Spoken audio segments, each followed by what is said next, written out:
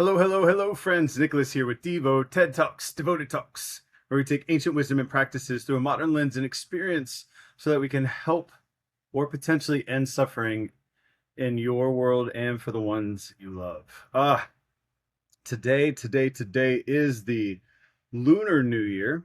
Today is Mardi Gras. That Tuesday, is it? And, it's an interesting day. So it's the Fire Wars. So they say.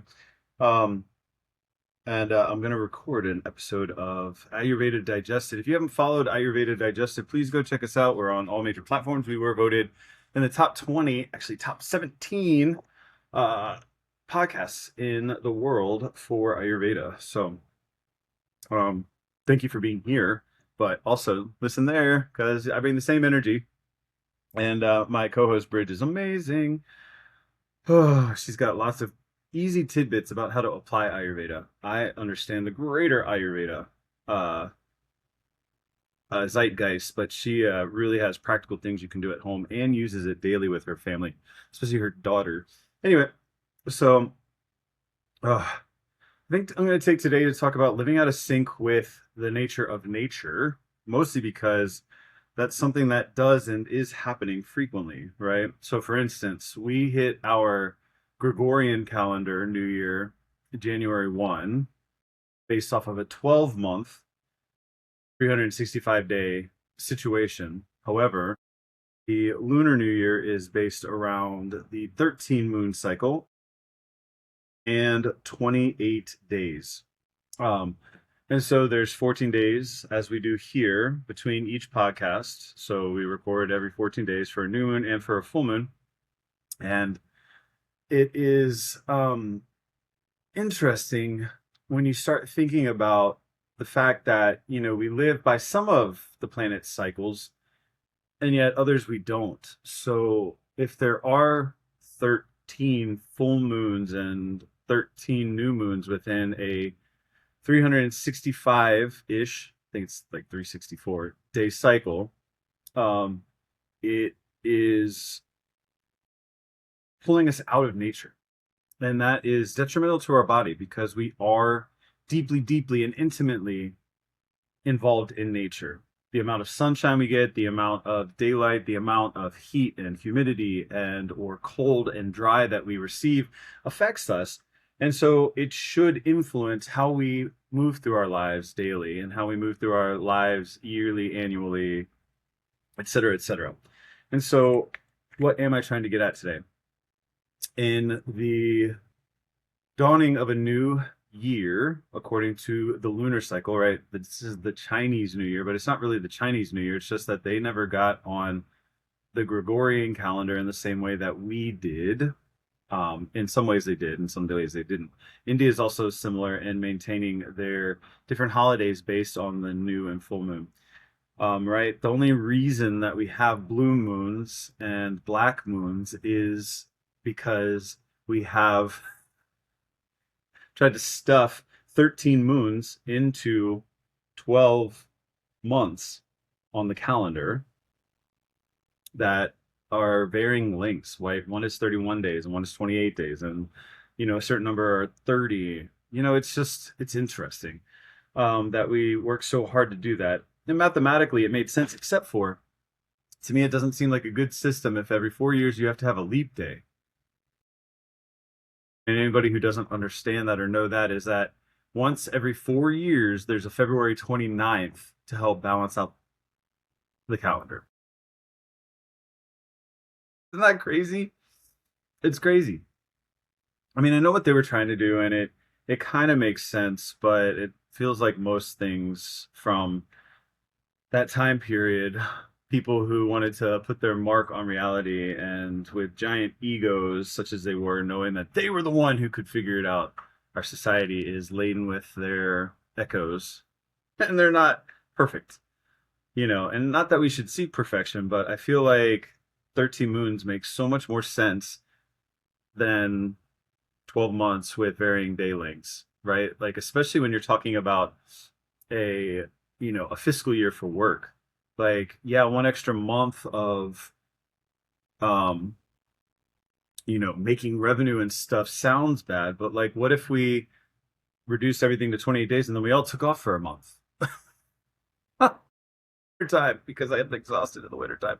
Like what if we did it that way? There's so many different ways to do it. And I mean, then we also have the conflict of there is the, equatorial region where the seasons are relatively the same most of the year, except for where the sun is in relation to the equator. But then, you know, the southern hemisphere is doing something completely different than the northern hemisphere as far as the time of year. So it's this like not that we couldn't coexist as a world if we had our own individual ones, and yet we still have different seasons, right? Like summer down there is completely opposite ours.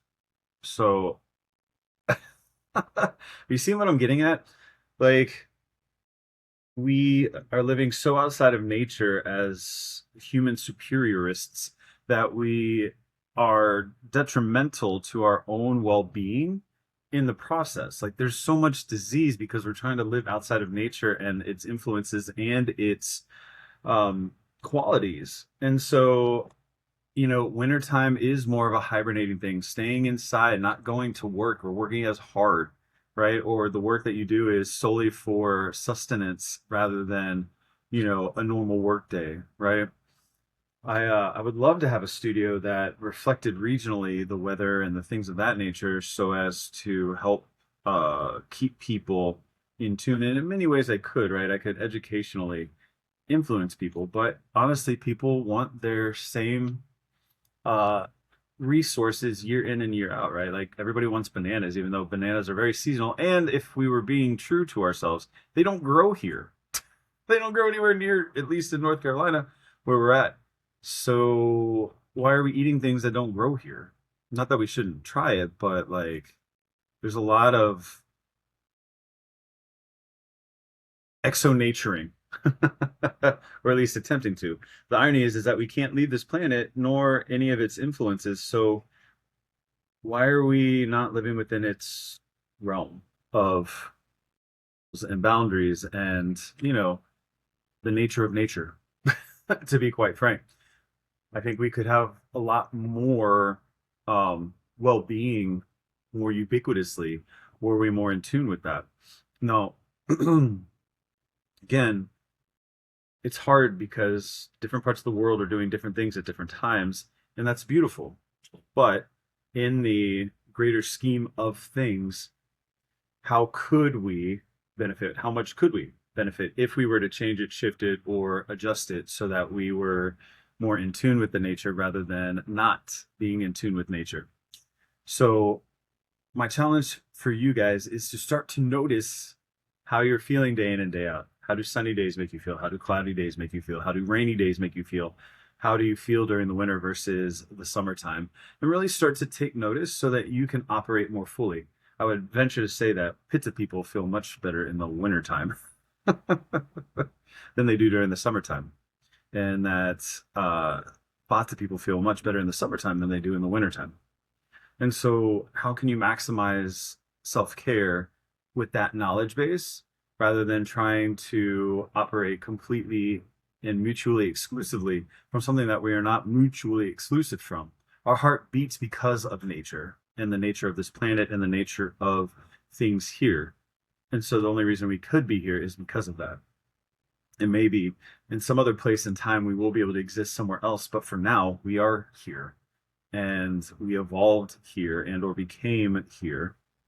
And so to deny that is to deny who you are and what you are made of, which is a disease all its own. So my friends, Yoga and Ayurveda tells us you are not separate from nature and that you can understand the nature of the universe by studying the subtle levels and subtleties of you and of what you are made of. And honestly, you can only perceive so much of what you were made of uh, through your typical senses. Subtle senses then have to take you deeper, and the way we access that is through meditation and or the true practice of yoga, not just yogasana, but truly practicing the meditative science of yoga, to which you allow all things to slip away till you fully become immersed in that which is the focus of your meditation, to where there is no separation between you and that which is the object of your meditation.